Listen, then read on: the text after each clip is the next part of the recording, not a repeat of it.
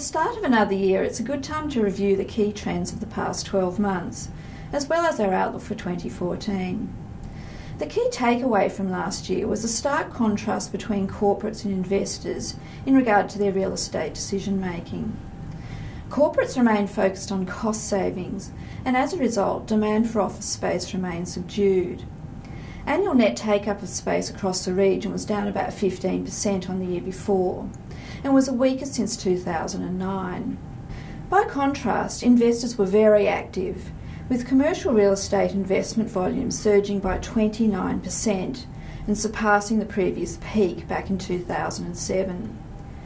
The top three markets, Japan, China and Australia, accounted for an impressive 70% of total volumes, and it was a record year for both China and Australia. Rents and capital values increased moderately in most markets and sectors.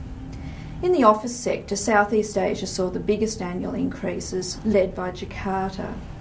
And at the other end of the spectrum, rents in Beijing and Australia declined, while capital values generally held up better, a trend that was repeated across the region, resulting in yield compression in many markets. So on to our predictions for 2014, and the global economy looks to be on a more solid footing than a year ago. We're likely to see some volatility ahead, notably in regard to the tapering of QE. However, barring any major shocks, we expect to see a reasonable uplift in office leasing activity this year, on the back of improved corporate confidence.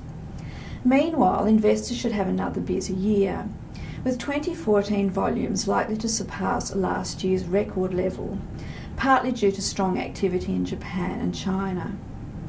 Rents and capital values should see some further moderate increases, with outperformers likely to include Singapore and Tokyo in the office sector and Beijing in the retail sector.